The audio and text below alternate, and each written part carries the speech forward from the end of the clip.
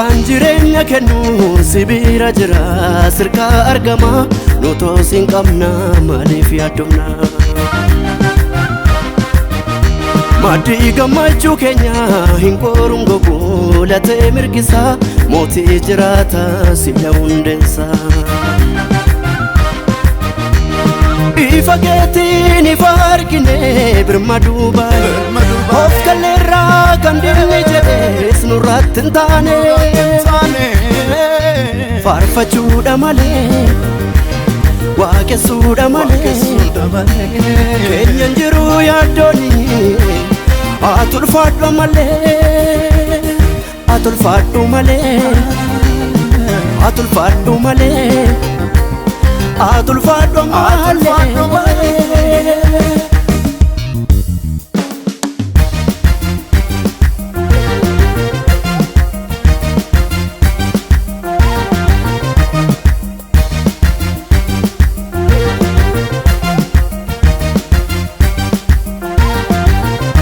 Maqaa keetti waamamne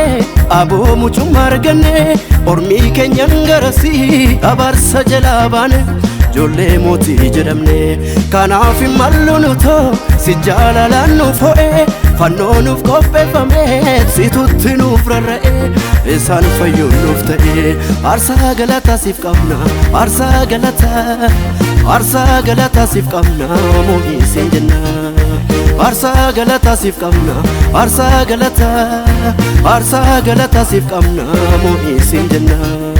Burqaan jireenya kennu sibira jira sirka argama nuto sin qabna maaliif yaaddomna Maddi gammachuu keenya hin qoruun gogu latee mirgisa mootii jiraata sila hundeessa Ifa keetiin ifa argine birmaduu baay'ee of kalleerraa kan dinni jedhees nurratti hin taane faarfachuudha malee waaqessuudha malee keenyan jiru yaaddooni atulfaadhu malee atulfaadhu malee atulfaadhu malee atulfaadhu malee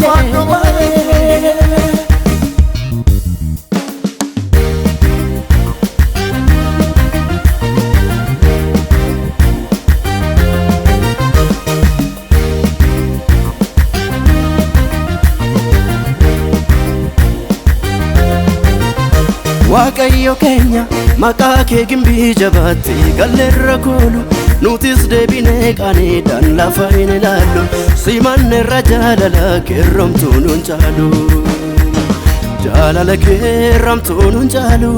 jaalala keerramtuu nuun caalu fayyisuu keerramtuu nuun caalu fayyisuu keerramtuu nuun caalu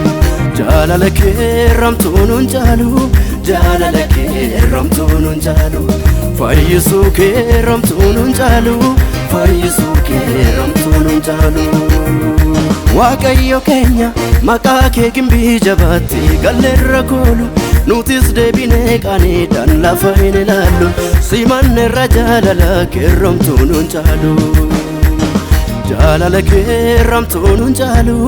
jaalala keerramtuu nuun caalu fayyisuu keerramtuu nuun caalu fayyisuu keerramtuu nuun caalu jaalala keerramtuu nuun caalu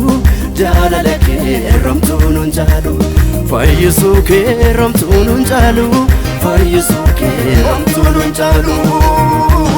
jaalala keerramtuu nuun caalu jaalala keerramtuu nuun caalu fayyisuu keerramtuu nuun caalu fayyisuu keerramtuu nuun caalu jaalala keerramtuu nuun caalu jaalala keerramtuu nuun caalu